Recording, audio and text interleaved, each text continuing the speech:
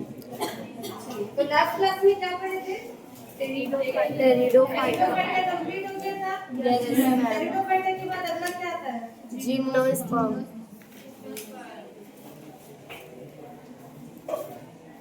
एक सीक्वेंस में पढ़ रहे हो, समझ आ रहा है सभी को?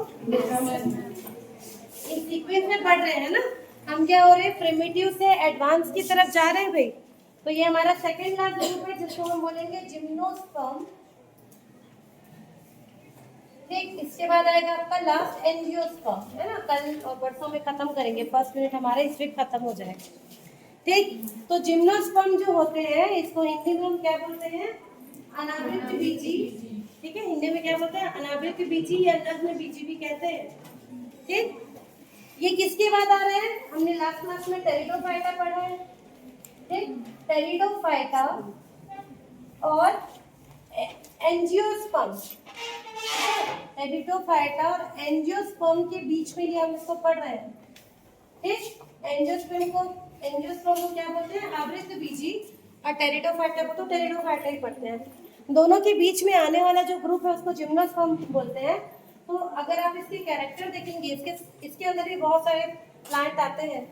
इनके आप कैरेक्टर देखेंगे तो इनके कुछ जो विशेषताएं हैं वो टेरिडोफाइटा से मिलता हुआ होगा और जो कुछ विशेषताएं हैं वो एंजियोस्पर्म से मिलता हुआ हमको दिखेगा। जैसे टेरिडोफाइटा में हमने देखा था ना, इसमें हम क्या किए थे? ट्रू रूट, लीफ और स्टेम में प्लांट को हम बांट सकते हैं। और इनका जो थोड़ा लास्ट वाला ग्रुप था उसमें कुछ कैरेक्टर ऐसे थे जो जिम्नोस्पर्म से मैच करते हैं। और वैसे ही जिम्नोस्पर्म के कुछ कैरेक्टर होंगे लास्ट के ग्रुप के जो एंजियोस्पर्म के साथ बहुत ज्यादा मैच करते हैं। इसलिए हम इसको क्या बोलेंगे? दोनों के बीच की कनेक्टिंग लिंक, मतलब दोनों को जोड़ने वाली कड़ी। ठीक है, तो इसको जिम्नोस्पर्म भी कहते हैं। इसके अलावा इसको स्पर्मोफाइट भी कहते हैं। स्पर्मोफाइट भी कहेंगे जिम्नोस्पर्म को, स्पर्मोफाइट्स भी कहते हैं, एक और नाम है। ठीक है, और फेनेरोगेम्स तो कहते ही हैं, उसको पहले पढ़ा हुआ है हमने। इनको कहते हैं फेनेरोगेम्स विदाउट ओवरी। इनको कहते हैं फेनेरोगेम्स विदाउट ओवरी। तीनों इसी का ही नाम है। फेनेरोगेम्स विदाउट ओवरी, तीनों इसी का ही नाम है, पूछता है कई बार एग्जाम में। ठीक है, तो इसको जिम्नोस्पर्म बोलते हैं। इसका मतलब होता है जिम्नो वर्ड का मतलब होता है नग्न या नेकेड।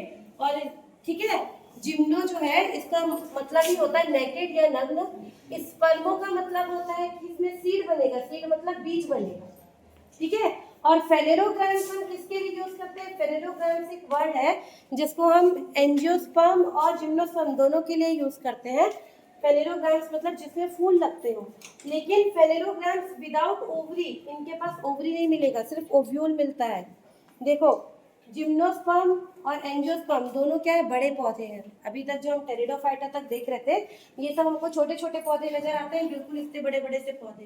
लेकिन जैसे ही आप जिम्नोस्पर्म में बढ़ जाते हैं, बहुत इसके अंदर इतने बड़े बड़े पौधे आते हैं जो कई फीट लंबे होंगे और बहुत चौड़े चौड़े से होंगे। तो जिम्नोस्पर्म और एंजियोस्पर्म ये दोनों बड़े पौधे हैं। इन दोनों को एक साथ फेनेरोगेम्स कहते हैं। और अगर जिम्नोस्पर्म के लिए बोला जाएगा तो फेनेरोगेम्स विदाउट ओवरी कहा जाता है।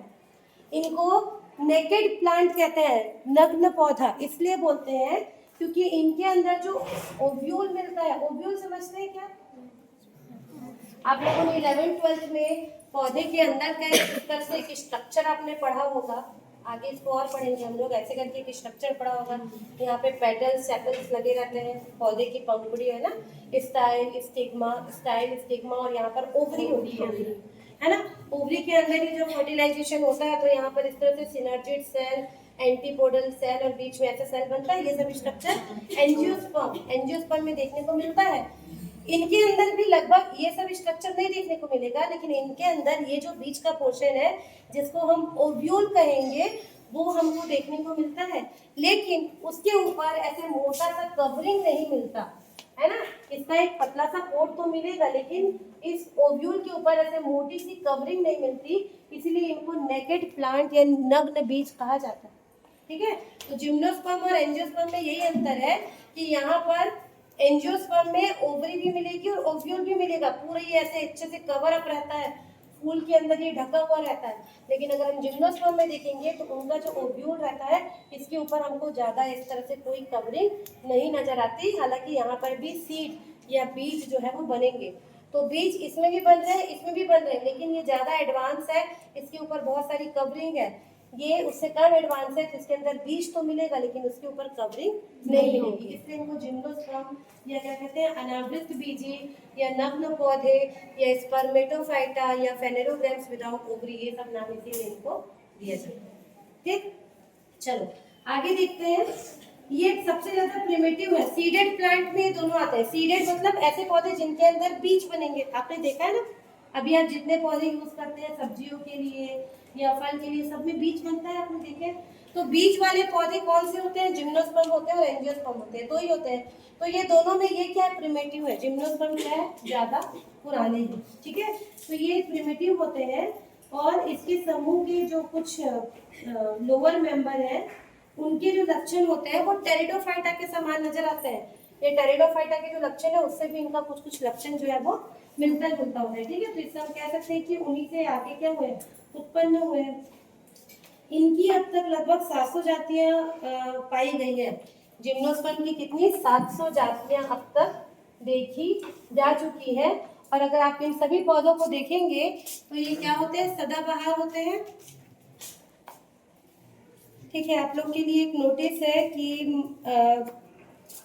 छत्तीसगढ़ राज्य के 25 वर्ष पूर्ण होने पर रजत जयंती के उपलक्ष्य में महाविद्यालय में दिनांक 10/9/2025 को 12 बजे से क्विज, भाषण और ग्रुप डिस्कशन कार्यक्रम आयोजित किया जाएगा, जिसमें आप लोग पार्टिसिपेट कर सकते हैं, करना चाहिए, ठीक है। तो इसमें भाग लेने के लिए जो इच्छुक छात्र छात्रा है वो 8 तारीख तक IQAC प्रभारी कमलेश्वर प्रसाद निषाद सर अंग्रेजी वाले जो है उनके पास अपना पंजीयन करा सकते हैं।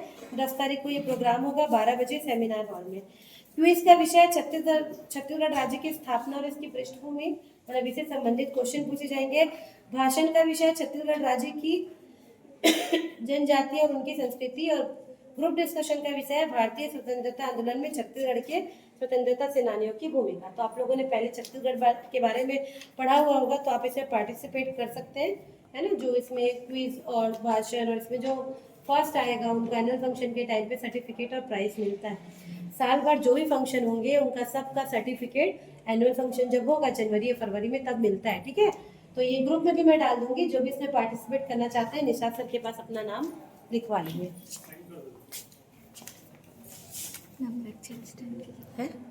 हाँ तेज भी है, यहाँ वो स्टैंड ला के दो ना, लेक्चर स्टैंड नीचे ले गए हैं, अभी भिजवाना, रखते नहीं बन रहा है कुछ भी।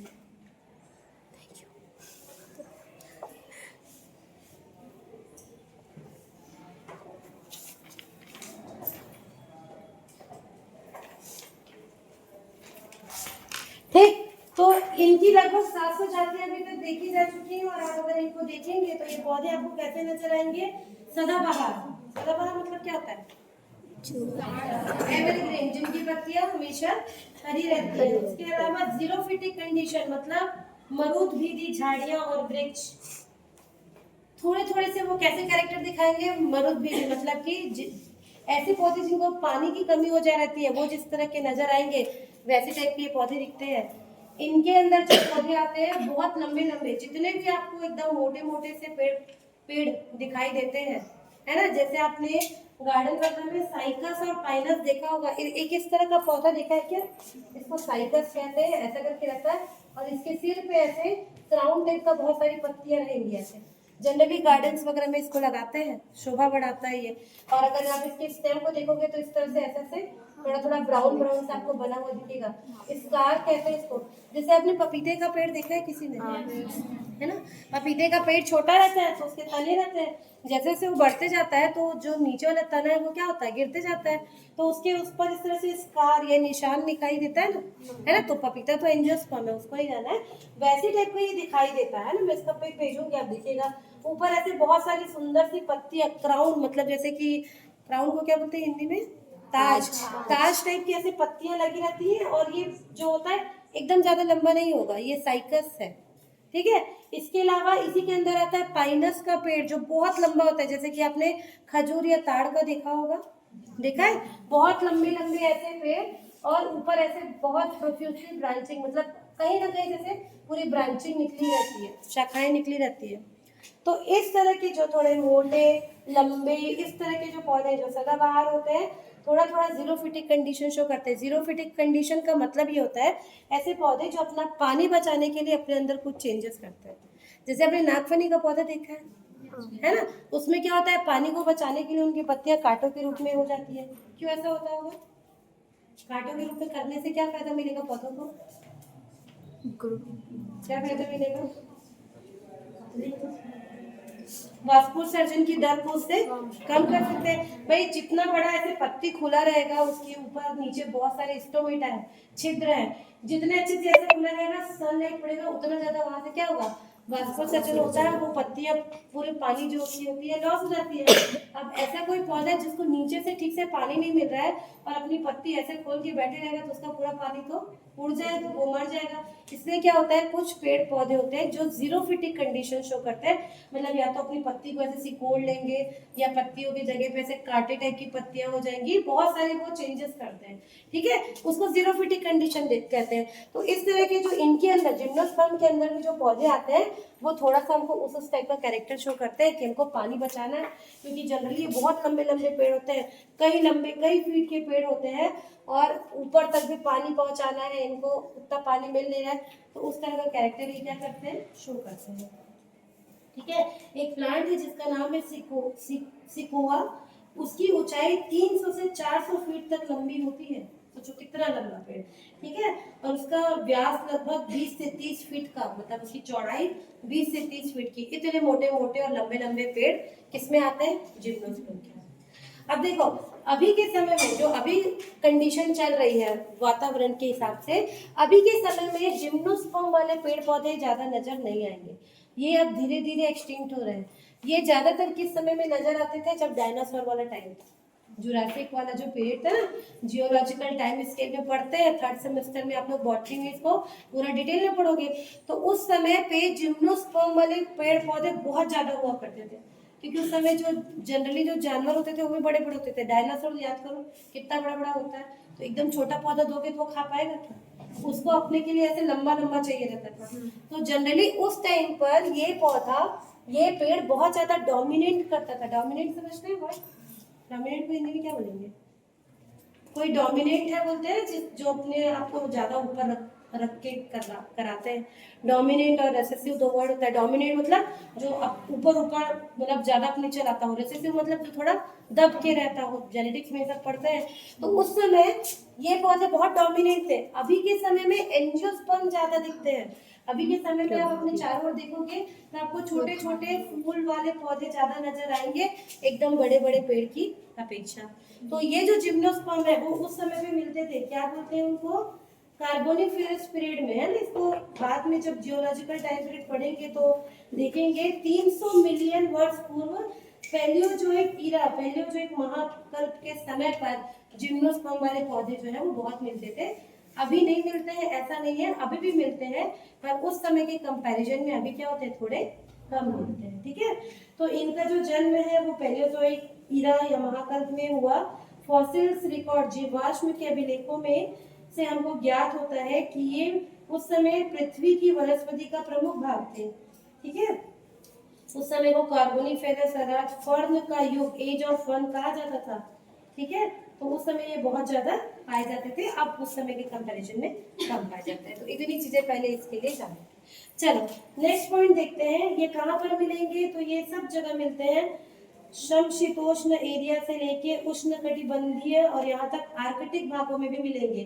टेम्परेट, ट्रॉपिकल और आर्कटिक तीनों रीजन में मिलेंगे। अगर आप ग्लोब को समझते हैं, पृथ्वी का ग्लोब देखियो गोल गोल घूमता है, कहाँ देखते हो? स्कूल में देखियो ना, ग्लोब तो सभी ने देखा होगा। ग्लोब क्या होता है? पृथ्वी को ही दिखाते हैं पढ़ने के पर्पज से, है ना, ज्योग्राफी वाले ज्यादा यूज करते हैं। तो वो बटा हुआ है उत्तरी गोलार्ध, दक्षिणी गोलार्ध, ये सब जानते हो। ऊपर का पोल, नीचे का पोल, और उसमें ऊपर नीचे आप देखोगे पूरे टाइम बर्फ जमी रहती है ना। अभी भी ऐसे रहता है ना, ये वाला है ना, यहाँ पे भी बर्फ जमी हुई है, यहाँ पे भी बर्फ जमी हुई है। थोड़ा चपटा ग्लोब बन गया मेरा, ठीक है। तो सब जगह पे यहाँ भी मिलेगा, यहाँ भी मिलेगा, यहाँ भी मिलेगा, सब जगह पे ये पौधे देखने को मिलते हैं। आर्कटिक रीजन में भी मिलते हैं, शंकु आकार वाले भी होते हैं। ऐसे वाला पेड़ देखा है? ऐसे वाला क्रिसमस ट्री वाला है ना, वो वाले भी इसी में आते हैं। वो वाले कितने ऊंचे ऊंचे होते हैं, क्रिसमस ट्री के लिए जो लाते हैं इधर उधर में तो थोड़ा छोटा होता है। ये वाले जनरली आप देखोगे ठंडी वाली जगहों पर दिखते हैं, इनके ऊपर पूरा बर्फ ऐसे पड़ा रहता है, देखा है ऐसा, है ना, किसी भी आपने देखा होगा फोटो वगैरह में। तो ये जितने भी बड़े बड़े वाले पौधे होते हैं सब इनके अंदर आते हैं। तो ये कहाँ मिलेगा, विश्व के समशीतोष्ण भाग, उष्णकटिबंधीय भाग और यहाँ तक कि आर्कटिक वाले भाग में भी पाए जाते हैं।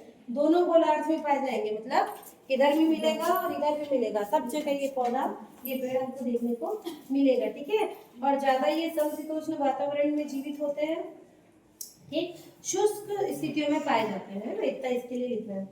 अब इसका स्वभाव कैसा होगा, अगर आप इसको देखोगे तो कैसे दिखेगा, ये मुख्य रूप से काष्ठीय, मतलब बूढ़ी, बूढ़ी समझते हैं, काष्ठीय किसको बोलेंगे, बूढ़ी, चौड़ा चौड़ा सा है, मतलब पूरी क्या है, लकड़ी उसके अंदर भरी हुई है, तो ये वुडी होते हैं, है ना, मोटे मोटे से लकड़ी के, पूरे लकड़ी टाइप में ये नजर आएगा। उसके अलावा ये एवरग्रीन, सदाबहार होते हैं, इनकी पत्तियां हमेशा रहेंगी। और बहुवर्षीय, पेरिनियल, मतलब एक बार एक पेड़ बन गया कई वर्षों तक वो क्या होगा, जिंदा रहेगा, पेरिनियल। एनुअल मतलब ऐसा पौधा जो एक साल के लिए जीवित रहता है, ऐसा पढ़ते हैं ना। कुछ पौधे होते हैं जो कुछ महीनों के लिए जीवित रहते हैं, जैसे कि क्या हुआ, जैसे कि कौन से पौधे जो कुछ वर्षों, कुछ महीनों के लिए बस जीवित रहता है, एग्जाम्पल,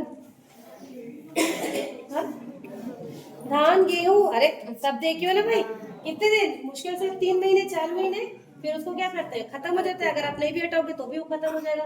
कुछ ऐसे पौधे होते हैं जो 1 ही साल के लिए जीवित रहते हैं, फिर ऑटोमेटिक खत्म।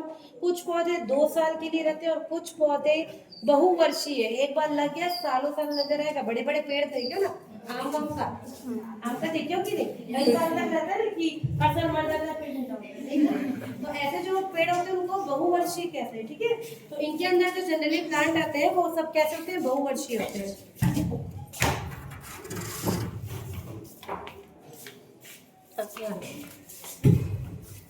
थोड़ा सा क्यों छोड़ दियो, गिर जाएगा।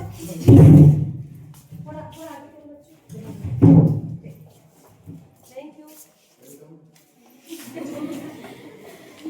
ठीक है, तो इसके पौधे कैसे होते हैं, पेरिनियल होते हैं, ठीक। बहुत सारे इसके एग्जाम्पल है।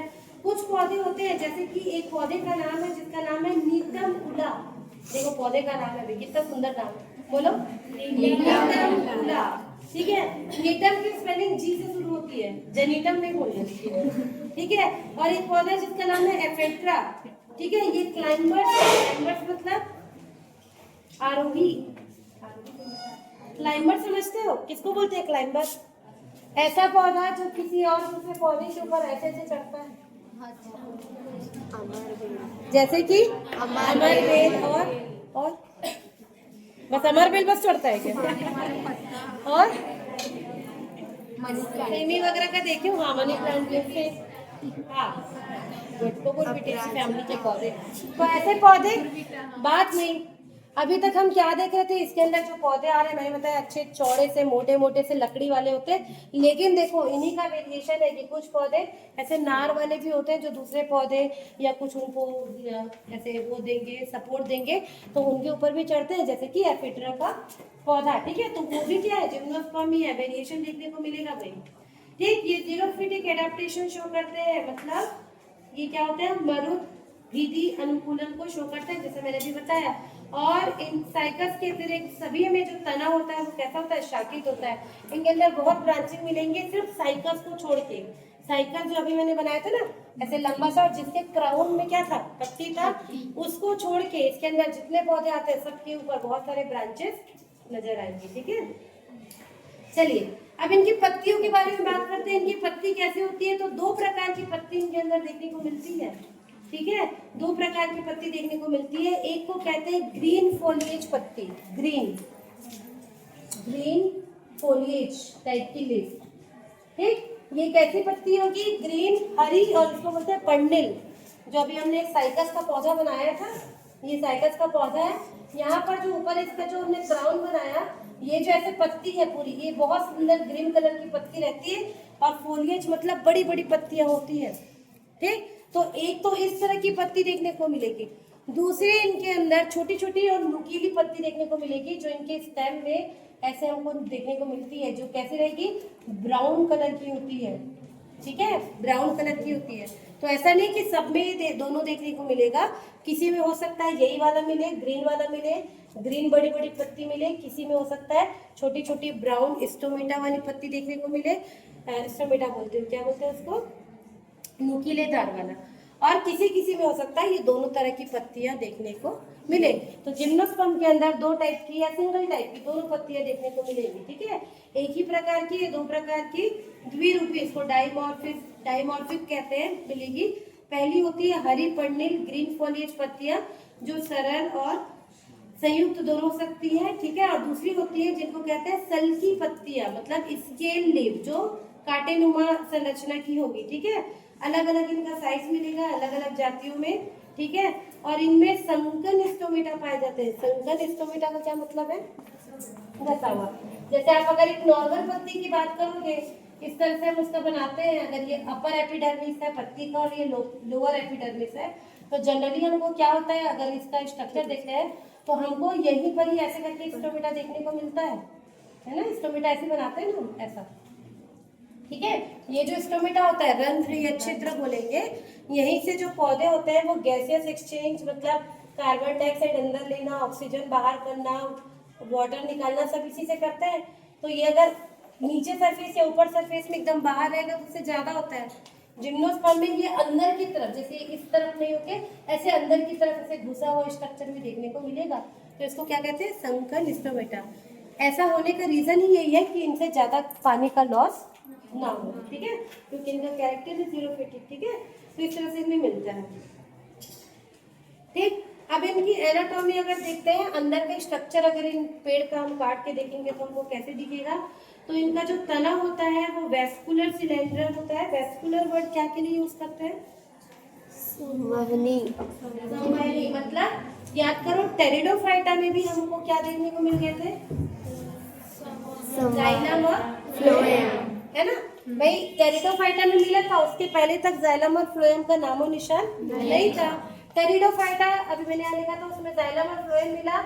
उसके बाद हमको जिम्नोस्पर्म में भी जाइलम और फ्लोएम देखने को मिलेगा। यहाँ तो मिलेगा ही, क्योंकि ये बहुत लंबे लंबे पेड़ होते हैं, ऊपर तक पानी पहुंचाने और नीचे तक खाना पहुंचाने, दोनों तरफ पहुंच रहा है, उसके लिए इनके अंदर संवहन तंत्र जो है वो मिलेगा ही। इनका जो संवहन तंत्र होता है वो होता है कॉन्जॉइंट कोलेट्रल, लिखिए कॉन्जॉइंट कोलेट्रल और इंडार्च ओपन, हिंदी में इसको बोलेंगे, लिखिए संयुक्त और बहिपोषवाही लिखा है ना, कोलेट्रल को लिखा है बहिपोषवाही, एंडार्च को बोलते हैं अंतः आर, और ओपन मतलब खुले हुए। चार वर्ड है देखो, कॉन्जॉइंट कोलेट्रल, कॉन्जॉइंट कोलेट्रल अभी छोड़ दो, कॉन्जॉइंट याद रखो, एंडार्च और ओपन।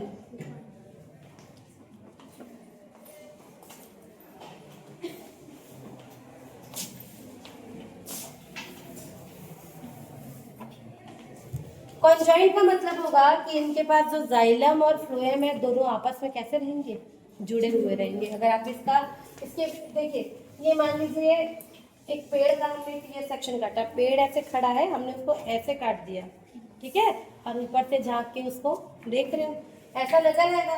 सबसे ऊपर आपको इस तरह से एपिडर्मिस नजर आता है, बीच में बहुत सारी टिश्यू दिखेगी जिसको हम ग्राउंड टिश्यू बोलते हैं।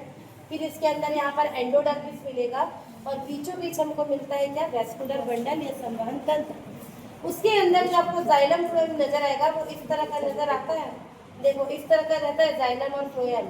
ठीक है, तो इस स्ट्रक्चर को फोकस करो, ये जाइलम है, ये फ्लोएम है।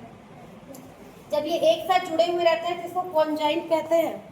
जाइलम और फ्लोएम क्या है, एक साथ जुड़े हुए, इनको कॉन्जॉइंट कहते हैं। एंडार्च एक कंडीशन है, एंडार्च और एक्सार्च दो कंडीशन होता है। ये किस पे बेस्ड है, देखो जो जाइलम होता है, जाइलम ये दो तरह का होता है, एक को कहते हैं प्रोटोजाइलम, एक को कहते हैं प्रोटोजाइलम, और एक को कहते हैं मेटाजाइलम। ठीक है, दो तरह के जाइलम होते हैं, एक को कहते हैं प्रोटोजाइलम, एक को कहते हैं मेटाजाइलम। प्रोटोजाइलम छोटे छोटे होते हैं, तो आप इसको देखोगे तो ऐसे छोटे छोटे लग जाएंगे। मेटाजाइलम थोड़े ऐसे बड़े बड़े होते हैं। ठीक है, जब प्रोटोजाइलम अंदर की तरफ हो, अंदर की तरफ मतलब बीच की तरफ, यहाँ पर जब ये छोटे छोटे जाइलम पहले होंगे, प्रोटोजाइलम जो छोटे छोटे होते हैं, ये जब अंदर की तरफ रहते हैं उस कंडीशन को एंडार्च कहते हैं। क्या कहते हैं? एंडार्च। प्रोटोजाइलम छोटे वाले इधर है, तो ऊपर की तरफ आपको बड़े जाइलम मिलेंगे ऐसे, मेटाजाइलम। तो जब भी ये कंडीशन नजर आएगी कि प्रोटोजाइलम अंदर की तरफ हो, मतलब छोटे छोटे जाइलम को अंदर रखती है और मेटाजाइलम बड़े जाइलम को बाहर की ओर रखती है, उस कंडीशन को एंडार्च कहते हैं। वो हमको जिम्नोस्पर्म में देखने को मिलेगा। जस्ट इसको उल्टा कर दो, उसको एक्सार्च कहते हैं।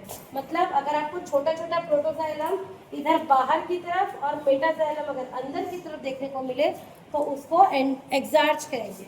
अभी उसको भूल जाओ, अभी आप याद रखो सिर्फ एंडार्च। प्रोटोजाइलम अंदर की तरफ, मेटाजाइलम बाहर की तरफ। तीसरा एक वर्ड होता है जिसको कहते हैं ओपन। ओपन का मतलब होता है कि फ्लोएम और जाइलम के बीच में यहाँ पर क्या प्रेजेंट होगा? कैम्बियम। अब ये कैम्बियम क्या चीज है? कैम्बियम क्या चीज है? कैम्बियम एक तरह की सेल है, कोशिका है, जो इनको द्वितीयक वृद्धि, सेकेंडरी ग्रोथ में हेल्प करती है। क्या प्राइमरी ग्रोथ और सेकेंडरी ग्रोथ समझते हो क्या? समझाओ, समझाओ। देखो, आपने छोटा बच्चा देखा है, बहुत छोटा सा रहता है ना? जब बच्चा पैदा हुआ बहुत छोटा सा है, फिर आप देखोगे धीरे धीरे क्या होता है, उसकी हाइट बढ़ती है, थोड़ा मोटा भी होगा लेकिन अल्टीमेटली क्या होती है, उसकी हाइट बढ़ती है। आप देखोगे एक एज तक सबकी हाइट बढ़ती है। किस एज तक बढ़ती है? 18-19, है ना? लड़कों में भी लड़कियों में भी थोड़ा बहुत आगे पीछे होता है। तो 18-19 साल तक उसकी हाइट बढ़ेगी। जितना हाइट उसका हो सकता है वो उसके जेनेटिक्स पर डिपेंड करता है, उसके मम्मी पापा से उसको कैसा जीन्स मिला है। कई लोग बहुत लंबे होते हैं, कई लोग छोटे होते हैं, कई लोग मीडियम साइज के होते हैं, डिपेंड करता है उनको कैसी जीन्स मिली है। ठीक, उस एज के बाद आप देखोगे हाइट बढ़ना बंद हो जाती है, लेकिन उसके बाद उनकी क्या होती है, चौड़ाई बढ़ने लगती है। होता है ना, जैसे आप थोड़े एज वाले जब होते जाएंगे तो आप देखोगे कि जो पतला दुबला सा इंसान था वो थोड़ा क्या होते जाता है, चौड़ा होते जाता है ना? तो वो क्या है, अगर हम इसको एक एग्जांपल के रूप में देखें तो पहले जो हाइट बढ़ती है उसको प्राइमरी ग्रोथ कहते हैं। बाद में जो ऐसे मोटापा बढ़ता है जिसको गिर्थ बढ़ना बोलते हैं, डायमीटर बढ़ता है, उसको सेकेंडरी ग्रोथ में जनरली लेते हैं। पौधों के साथ भी ऐसा ही होता है। आप देखना, आप एक पौधा लगाओ, सबसे पहले वो तेजी से कैसे बढ़ेगा, लंबा बढ़ेगा, है ना? उसके बाद अगर उस पौधे के पास ये कैम्बियम है, सभी के पास नहीं होता कैम्बियम, तो कुछ पौधे लंबे हो जाएंगे तो भी उनकी मोटाई नहीं बढ़ती। जैसे कि गन्ना, गन्ना देखियो, गन्ना कोई देखियो इतना मोटा सा गन्ना इतना नहीं होता है। गन्ना कितना भी लंबा हो कैसे दिखेगा, पतला। बांस, बैम्बू देखियो पतला सा लंबा। गेहूं, चावल, ज्वार, मक्का, ये सब पौधे कैसे हैं, ये सब हम एंजियोस्पर्म में पढ़ेंगे, मोनोकॉट्स है। इनमें सेकेंडरी ग्रोथ नहीं होती, उनके पास कैम्बियम नहीं होता, वो बेचारे कभी नहीं मोटाएंगे, है? लेकिन कुछ ऐसे पौधे हैं जो हाइट में थोड़े बड़े, उसके बाद उनकी चौड़ाई बढ़ने लगती है। मतलब पहले पतला सा रहेगा, फिर मोटा होगी, क्या बनेगा, पेड़ बनेगा और मोटा हो जाएगा। तो वो बढ़ने के लिए इनको इस कैम्बियम की जरूरत पड़ती है, जो जिम्नोस्पर्म में क्या होता है, पाया जाता है। इसलिए इनके अंदर जो पेड़ आते हैं वो कैसे होते हैं, अच्छे मोटे मोटे से होते हैं। तो जब किसी पेड़ या पौधे की, है ना, ग्रोथ, या उसको हम बोलते हैं चौड़ाई, व्यास बढ़ता है, तो उसको सेकेंडरी ग्रोथ कहते हैं। और उसके लिए इनके पास एक चीज होता है जो जाइलम और फ्लोएम के बीच में मौजूद रहता है, उसको क्या कहते हैं, कैम्बियम। और जब ये कैम्बियम बीच में मौजूद रहता है तो इसको ओपन टाइप का वेस्कुलर बंडल कहते हैं। ओपन मतलब खुला हुआ, खुला हुआ मतलब वो कभी भी लंबा या चौड़ा ग्रोथ कर सकता है। जिनमें ये कैम्बियम नहीं मिलेगा उसको क्लोज्ड, बंद बोलते हैं। बंद मतलब वो अपनी चौड़ाई नहीं बढ़ाता। ठीक, इतनी चीजें समझ है। तो जिम्नोस्पर्म के लिए हम क्या क्या लिख सकते हैं, ये कॉन्जॉइंट होते हैं, ठीक है, एंडार्च होते हैं, ओपन होते हैं, वेस्कुलर बंडल, कोलेट्रल भी होते हैं। ये थोड़ा अलग है, इसको आपको बाद में बताऊंगी, अभी आप ये 3 वर्ड याद रखें, ठीक है? जाइलम में केवल ट्रैकिट्स पाए जाते हैं और गुड पैरेन्काइमा और गुड फाइबर अनुपस्थित होते हैं। उसमें मैंने जाइलम की कुछ प्रॉपर्टी बताई थी जब टेरिडोफाइट का बताया था। तो जिम्नोस्पर्म में भी इनके अंदर से इनकी वाहिनिकाएं या ट्रैकिट थी पाए जाएंगे, उनका पैरेन्काइमा और फाइबर उनके अंदर नहीं पाए जाएंगी, और फ्लोएम में भी कंपेनियन सेल या सखी कोशिकाएं नहीं पाई जाएंगी है। तो जैसे टेरिडोफाइट्स में मिला था वैसे ही यहाँ पर जिम्नोस्पर्म में भी जाइलम और फ्लोएम मिलेंगे, लेकिन कुछ कुछ सेल्स उसमें भी अनुपस्थित होते हैं। ठीक, यहाँ तक समझ आए? चलिए अब इनके रिप्रोडक्शन का देख लेते हैं थोड़ा सा कैसा इसमें होता है।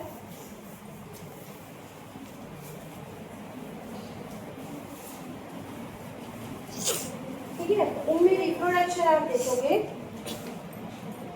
इनमें भी आइसोलेशन ऑफ जनरेशन देखने को मिलेगा, मतलब दो फेज देखने को मिलेगा। एक को हम कहेंगे स्पोरोफाइट बीजाणुविद और एक को कहेंगे गैमेटोफाइट। ठीक है, हमको दोनों देखने को मिलेगा, बीजाणुविद और इसको युग्मविद कहते हैं, दोनों देखने को मिलेगा। लेकिन आप देखो, याद करो टेरिडोफाइट्स में भी हमने कहा था मेन प्लांट बॉडी क्या है, स्पोरोफाइट है। गैमेटोफाइट बहुत रिड्यूस हो गया है। अब जब जिम्नोस्पर्म में आ रहे हैं तो गैमेटोफाइट और रिड्यूस हो गया, बहुत कम। स्पोरोफाइट ज़्यादा एडवांस है। अगर हम बोलेंगे कि जिम्नोस्पर्म में मेन प्लांट बॉडी क्या है तो आप क्या बोलेंगे, स्पोरोफाइट। जो आप एक पेड़ को देखते हो उसमें आपको तना, जड़, पत्ती सब भाग अलग अलग दिखता है, वो क्या है उसका, स्पोरोफाइट। तो इनमें भी अल्टरेशन, पीढ़ियों का एक अंतरण देखने को मिलेगा, लेकिन स्पोरोफाइट क्या है, ज़्यादा डोमिनेंट है। डोमिनेंट को कहते हैं प्रभावी और आत्मनिर्भर है। जो इसका बीजाणुविद है, स्पोरोफाइट को क्या बोलते हैं, बीजाणुविद। ये मुख्य पौधा होता है, प्रभावी मतलब डोमिनेंट होता है, आत्मनिर्भर इंडिपेंडेंट होता है। ठीक है, ठीक, और इनके अंदर, ठीक है, तो स्पोरोफाइट के फॉर्म में मिलेगा, जो वही ऐसे पेड़, नीचे उसका जो रूट है वो मिलेगा, ऊपर पत्तियां मिलेंगी, शाखाएं मिलेंगी। ये जो भाग हम देख पा रहे हैं ये क्या है, पूरा इसका स्पोरोफाइट। इनका जो रूट होता है, रूट उसको कहते हैं टैप रूट। टैप रूट देखने को हमको मिलेगा। टैप रूट को हिंदी में क्या बोलेंगे,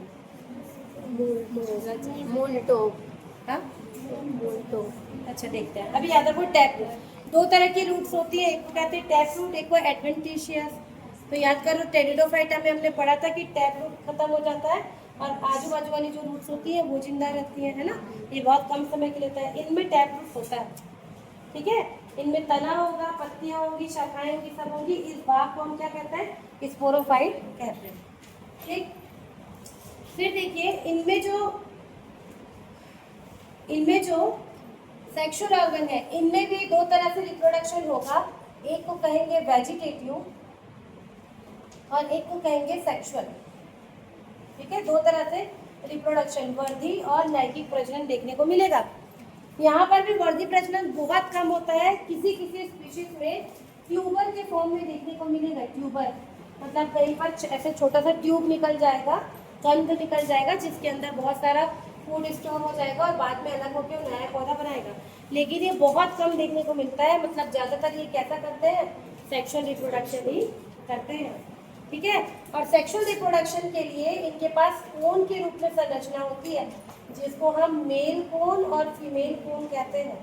मेल और फीमेल कोन, इनका जो सेक्सुअल पार्ट है ना, वो ये जो शाखाएं होती हैं, कई बार इन्हीं में ऐसा लगा हुआ दिखेगा। आपने इसको कहीं ना कहीं देखा भी होगा, सजावट के रूप में घरों में इसका जो कोन रहता है ना, इस तरह से नजर आता है। देखो बिल्कुल ऐसे कोन वाला स्ट्रक्चर रहेगा और ऐसा ऐसा इसमें बना रहता है। ठीक है, बिल्कुल वैसा ही नजर आता है। मेरा फोन इधर इंगेज है, आपको मैं फोटो खींच के दिखाऊं। तो ऐसे शंकु कोन या शंकु के रूप में नजर आता है।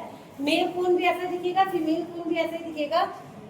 मेल कोन थोड़ा साइज में छोटा होता है, फीमेल कोन कैसा होगा, साइज में बड़ा होता है। ठीक है, तो जो मेल कोन है, हिंदी में इसको नर शंकु कहेंगे। ठीक है, ये स्त्री शंकु की अपेक्षा थोड़ा छोटा और अल्पजीवी होता है, शॉर्ट लिव होगा, बहुत कम समय के लिए जीवित रहेगा। ठीक है, ये कैसा होगा, शॉर्ट लिव रहेगा। और ये लॉन्ग लिव रहता है, बहुत कई सालों तक ये जिंदा रहता है। कौन सा, फीमेल कोन। और मेल कोन बहुत कम समय के लिए जिंदा रहता है और साइज में कैसा होता है, छोटा होता है। ठीक है,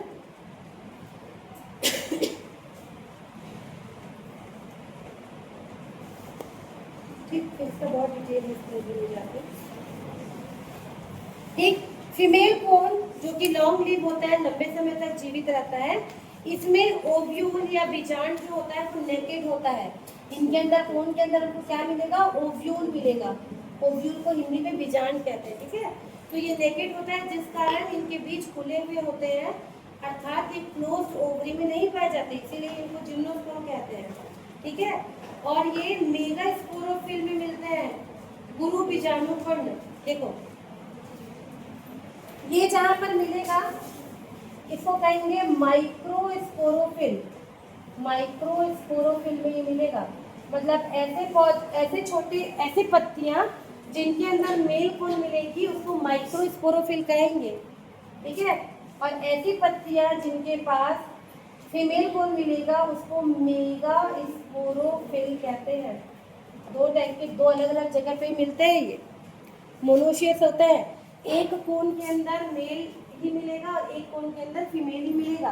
तो जहाँ पर मेल कोन मिलेगा उसको माइक्रोस्पोरोफिल कहेंगे, जहाँ पर फीमेल कोन मिलेगा उसको मेगा स्पोरोफिल कहते हैं,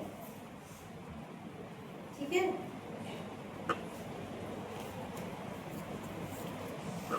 ठीक, इनका जो मेगा स्पोरोफिल है ये स्टाइल और स्टिग्मा जैसे एंजियोस्पर्म में मिलता है। स्टाइल को बोलते हैं वर्तिका और स्टिग्मा को करते हैं वर्तिका। तो इस तरह से विभेदित नहीं होता, ठीक है। ये कैसा होता है? मोनोटैग्मिक होता है। इसको अभी याद करेंगे, अभी समझ नहीं आएगा, बाद में समझ आएगा। जो फीमेल कोन है ये मोनोटैग्मिक होगा। मोनोटैग्मिक हिंदी में इसको कहेंगे, मोनोटैग्मिक को हिंदी में क्या कहते हैं? एक अध्यावरणीय, ठीक है। ये क्या होते हैं? मोनोटैग्मिक मतलब इंटीग्यूमेंट्स होते हैं। देखो एंजियोस्पर्म में आपने पढ़ा होगा, जो इस तरह से ओव्यूल रहता है उसके ऊपर इस तरह से 2 या 3 कवरिंग पाई जाती है। ऐसा पढ़े हो कभी पहले? इसको डिटेल में पढ़ना है, आगे पढ़ेंगे हम लोग, है ना, ठीक है। तो इसको माइक्रोफाइल एंड बोलते हैं, इसको चलाजल एंड बोलते हैं। बीच में यहाँ पर आपको ऐसे स्ट्रक्चर नजर आता है, ठीक।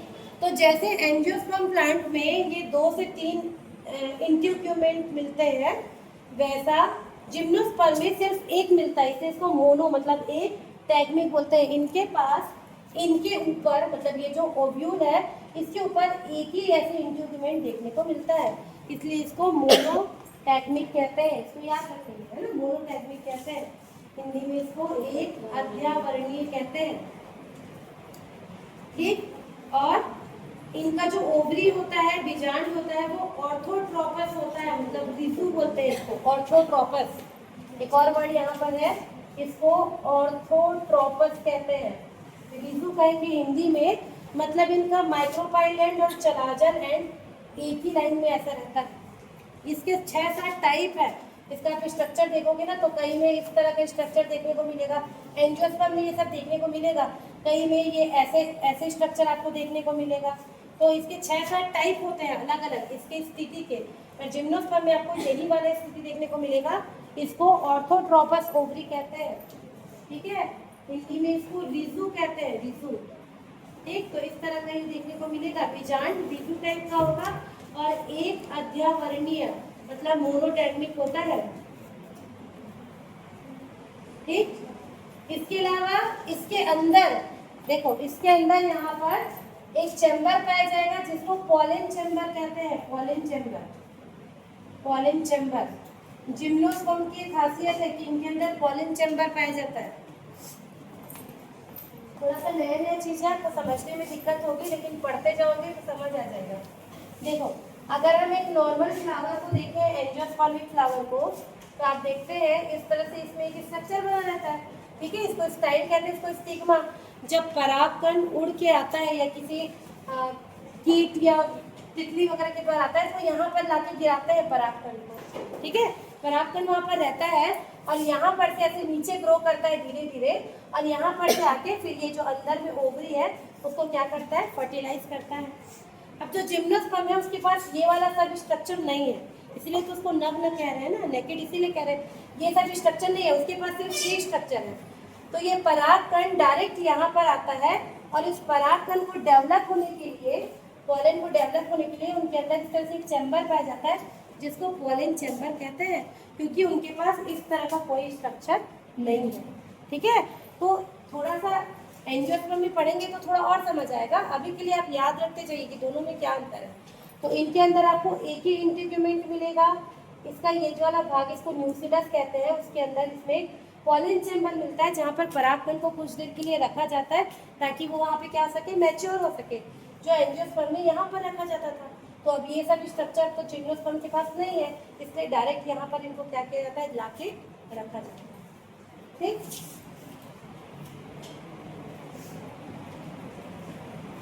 ठीक है। इनमें भी कुछ मेंबर के जो स्पर्म होते हैं वो मोटाइल होते हैं, सब में नहीं होंगे, तो उसकी जरूरत नहीं होती। इनमें जो परागण है, परागण मतलब क्या होता है, परागण मतलब पॉलिनेशन, मतलब पॉलिनेशन या परागण क्या होता है, मतलब देखो एंजियोस्पर्म में हम देखते हैं, बात नहीं, ये दो फूल खिले हुए हैं, अगर यहाँ का जो परागकण है उसको इस फूल तक लाना है तो एंजियोस्पर्म प्लांट के पास बहुत सारे ऑप्शन हैं, हवा से जाता है, और दूसरा जो सबसे ज़्यादा अच्छा माध्यम है वो कीड़े, है ना। उन कीड़ों को ही आकर्षित करने के लिए जो फ्लावर है वो इतना सुंदर खिलते हैं, हमारे लिए नहीं खिल रहे कि हमको अच्छा दिखेगा, वो इतना सुंदर उनका कलर, साइज सब इसीलिए रहता है ताकि जो उनका पॉलिनेशन, परागण करा सके, उन कीड़ों को वो क्या कर सके, अट्रैक्ट कर सके। तो वो बहुत चमकदार सुंदर फूल खिलते हैं, कीड़े आकर या तितली या जो भी है वहाँ आके बैठते हैं, उनके पैरों में चिपक कर जो परागकण है वो फिर दूसरे फ्लावर में जाते हैं, वहाँ पर यहाँ पर जाएगा, और जाने के बाद क्या होता है, ये फर्टिलाइजेशन होगा, यहाँ पर निषेचन होगा, भ्रूण बनेगा, बीज बनेगा, और फिर क्या बनता है, वहीं से नया पौधा बनता है। जिम्नोस्पर्म के पास ऐसी सुविधा नहीं है, उनके पास तो फ्लावर ही नहीं है, उनमें फ्लावर नहीं होते। तो इनमें ये जो परागण होता है वो हमेशा किससे होता है, हवा के माध्यम से होता है। इसको भी याद रखेंगे, इसको पूछा जाता है कि जिम्नोस्पर्म में परागण किस वजह से होता है, तो इनमें हवा के द्वारा, इसको वायु परागण या इंग्लिश में एनिमोफिली कहते हैं। ठीक, तो परागकण सीधे जाकर माइक्रोफाइल पर बैठ जाते हैं और पराग पोलन चैम्बर, पराग कोश में जाकर जमा हो जाते हैं। यहाँ पर इसको क्या कहेंगे, पराग कोश, पोलन चैम्बर। तो हवा से उड़ के आएगा और जाकर यहाँ पर क्या हो जाता है, जमा हो जाता है ना, उसके अलावा इनके पास और कोई माध्यम नहीं है। ठीक, उसके बाद एक और पॉइंट देखिए, जब एंजियोस्पर्म में ये होता है तो यहाँ से जो आते हैं, ये जो पोलन ग्रेन है इसमें से दो न्यूक्लियस आते हैं, एक जो है वो एग को फर्टिलाइज करता है और एक बीच में एंडोस्पर्म को फर्टिलाइज करता है, किसमें, एंजियोस्पर्म में। जिम्नोस्पर्म में ऐसा कुछ नहीं होता, इसलिए इनके अंदर यहाँ पर जो चीज भरा होता है इसको कहते हैं एंडोस्पर्म, इसको क्या कहते हैं, एंडोस्पर्म। जिम्नोस्पर्म में ये हमेशा हैप्लॉइड होता है, इसको याद रखेंगे, जिम्नोस्पर्म का एंडोस्पर्म हमेशा क्या होगा, हैप्लॉइड होगा। एंजियोस्पर्म का वो 3N होता है, 3N। एंजियोस्पर्म में 3N होता है और फर्टिलाइजेशन निषेचन के बाद बनता है। जिम्नोस्पर्म का एंडोस्पर्म निषेचन के पहले बनता है और कैसा होता है, हैप्लॉइड होता है। एंजियोस्पर्म ही वो चीज है जो यहाँ पर जो भ्रूण बढ़ेगा उसको क्या देता है, खाना पानी देता है। तो जिम्नोस्पर्म में कैसा होगा, N होगा, हैप्लॉइड होगा, इस चीज को याद रखेंगे। ठीक है, इसको क्या बोलते हैं, एंडोस्पर्म को बोलते हैं भ्रूण कोश। तो आवृत्त बीजियों के विपरीत नग्न बीजों में भ्रूण कोश निषेचन के पहले बनता है, इसलिए अगुणित या हैप्लॉइड होता है, इसको याद रखेंगे। ठीक, उसके बाद एम्ब्रियो बन गया बीच में, तो नग्न बीजियों में उस कोर का कुछ भाग ही भ्रूण में विकसित होता है और इसमें मूलांकुर और प्रांकुर दोनों बनते हैं, मतलब रेडिकल और प्लूम्यूल बनता है। यहाँ पर देखो, यहाँ पर स्पर्म आया, फर्टिलाइजेशन हो गया, ये जाइगोट बन गया, फिर इसी स्ट्रक्चर से दो स्ट्रक्चर ऐसे निकलता है। ठीक है, एक को प्लूम्यूल कहते हैं, एक को रेडिकल कहते हैं। रेडिकल नीचे वाला जो आगे चल के रूट या जड़ बनाएगा, प्लूम्यूल ऊपर वाला जो आगे चल के क्या बनाएगा, शूट या तना बनाएगा। तो इनमें भी इसी तरह का स्ट्रक्चर जैसे एंजियोस्पर्म में मिलता है वैसा ही देखने को मिलेगा। ठीक, तो रेडिकल को मूलांकुर कहते हैं और प्लूम्यूल को प्रांकुर कहते हैं, जो ऊपर की ओर ग्रो करता है। ठीक है, जिम्नोस्पर्म में पॉलीएम्ब्रियोनी बहुभ्रूणता पाई जाती है। ठीक है, इनमें अंडाशय नहीं होता, इसलिए इनमें फल जैसी कोई रचना नहीं पाई जाती, इनमें केवल बीज बनता है। याद रखेंगे, जिम्नोस्पर्म में केवल बीज बनता है और ये एक से अधिक भ्रूण बनाने की प्रवृत्ति इनमें पाई जाती है। एक से ज्यादा एम्ब्रियो यहाँ पर बनेंगे। ठीक, उसके बाद ये बन जाएगा। फिर इनका अंकुरण कैसे होता है? कुछ समय के लिए ये सुप्तावस्था मतलब डोरमेंट स्टेज में चले जाते हैं। उसके बाद ये क्या होते हैं? अंकुरित होते हैं। इतना सारा पॉइंट आपको जिम्नोस्पर्म के लिए याद रखना पड़ेगा। ये कैसा दिखेगा, कहाँ मिलेगा, इसकी पत्तियां कैसी होंगी, इनका जड़ कैसे होगा, इनमें इनका वेस्कुलर सिस्टम कैसा होगा और इनमें जो फर्टिलाइजेशन मतलब रिप्रोडक्टिव ऑर्गन है वो कैसे पाए जाएंगे, इसको आपको पूरा पॉइंट वाइज लिखना है। ठीक, चलिए लास्ट देख लेते हैं उनका क्लासिफिकेशन, कैसे इसको क्लासिफाई किया जाए। बहुत सारे साइंटिस्ट ने अलग अलग टाइप से इसको क्लासिफाई किया।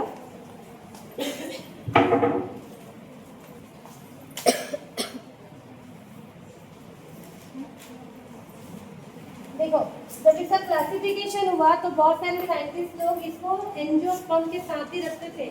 वो नहीं मानते थे कि ये कुछ अलग है, पर धीरे धीरे जैसे जैसे इसमें खोज हुई तो इसको अलग रखा से एंजियोस्पर्म से।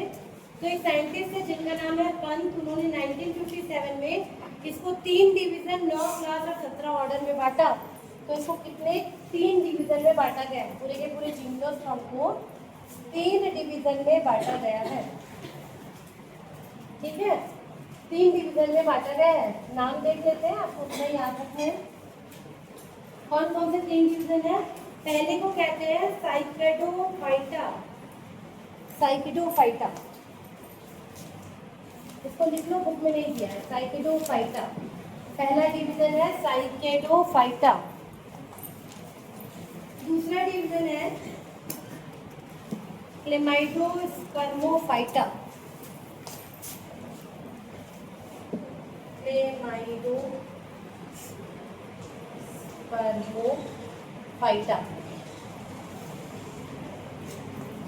ठीक है। और तीसरे को कहते हैं कॉनिफिरोफाइटा। कॉनिफिरोफाइटा, 3 डिवीजन में इनको बांटा गया है। ठीक,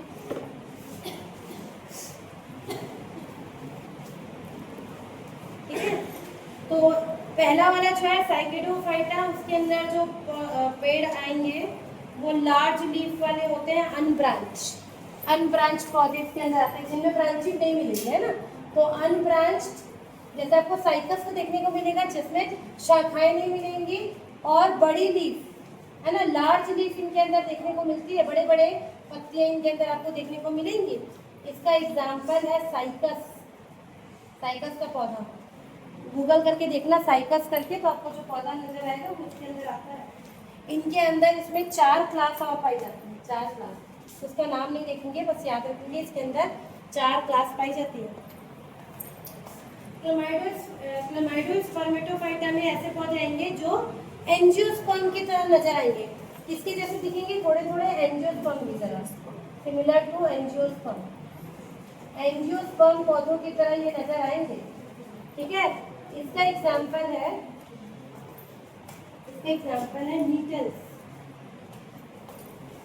नीटल्स। ठीक है, और इसके अंदर आएगा 1 क्लास। तीसरा वाला जो है कॉनिफिरोफाइटा, उसके अंदर ब्रांच और लार्ज साइज ट्री आते हैं। ब्रांच मतलब जिनमें शाखाएं मिलेंगी, और लार्ज साइज की ट्री आती है, लार्ज साइज ट्री, वो इसके अंदर आते हैं, ठीक है। इसके एग्जाम्पल है कॉनिफर्स। कॉनिफर्स मतलब जो पेड़ आप देखते हो ना, शंकु वाले, क्रिसमस ट्री टाइप के, वो इसके अंदर आते हैं। और इनके अंदर भी 4 क्लासेस आएंगी, 4 क्लासेस।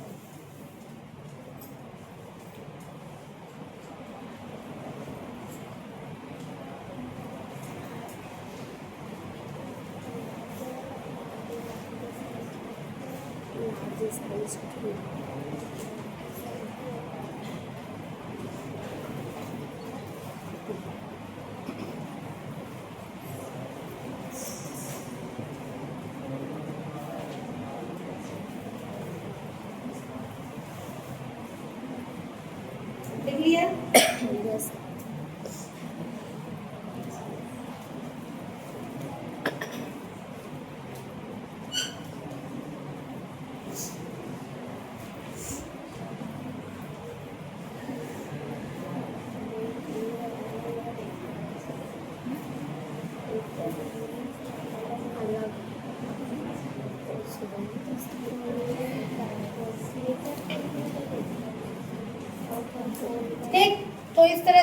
बांटते हैं। अब इसका आप आगे पढ़ेंगे, थर्ड सेमेस्टर में इसका पूरा चैप्टर पढ़ेंगे। तो इसके अंदर जैसे साइकस आ रहा है उसका पूरा डिटेल पढ़ना पड़ेगा, माइनस आता है उसका डिटेल पढ़ना पड़ेगा, ठीक है। तो इसको डिटेल में आगे क्लास में पढ़ेंगे। इनका इकोनॉमिक इम्पोर्टेंस क्या है, आर्थिक महत्व क्या हो सकता है? भोजन के रूप में इन पेड़ों पौधों का यूज होता है। जैसे कि साइकस जो प्लांट है ना, उसकी पत्तियों को सब्जी के रूप में खाया जाता है। साइकस जो वहाँ लिखा है ना हमने, उसका जो पौधा है उसको सजावट के रूप में भी यूज करते हैं। ज्यादातर गार्डन्स में आपको साइकस का पौधा लगा हुआ दिखेगा और इसकी पत्तियों को भी भोजन के रूप में खाया जाता है। औषधीय पौधों के रूप में भी उपयोग किया जाता है, ठीक है। तो साइकस की पत्तियों का रस पेट और त्वचा संबंधी रोगों के उपचार में यूज होता है। इमारती लकड़ियों के रूप में भी यूज होता है ना। इमारती लकड़ियां मतलब जिसमें लकड़ियों का यूज होता है। इनकी जो लकड़ियां होती है मजबूत, हल्के रंग की और वजन में हल्की होती है, इसलिए इनका उपयोग फर्नीचर और आंतरिक साज सज्जा के लिए किया जाता है, ठीक। सजावटी पौधों के रूप में यूज किया जाता है। इसके अलावा इनसे टैनिंग, ठीक है, कागज उद्योग में यूज किया जाता है, रेजिन उद्योग में यूज किया जाता है। क्योंकि बहुत सारे इसके अंदर जो पौधे आते हैं उनका बहुत सारी जगहों पर यूज है। इकोनॉमिक इम्पोर्टेंस इनका बहुत ज़्यादा है, आर्थिक महत्व तो बहुत ज़्यादा है। बुक में अच्छे से दिया है पॉइंट वाइज, ठीक है, इसको आप लोग पढ़ेंगे, ठीक। बुक में जिम्नोस्पर्म का टेरिडोफाइटा के साथ कौन सा गुण मिलता है और एंजियोस्पर्म के साथ कौन सा गुण मिलता है वो भी दिया हुआ है। उसको आप आज जाके पढ़ेंगे, इसका पीडीएफ में आपको भेजूंगी, ठीक है। तो इतना आपको जिम्नोस्पर्म के लिए याद रखना है।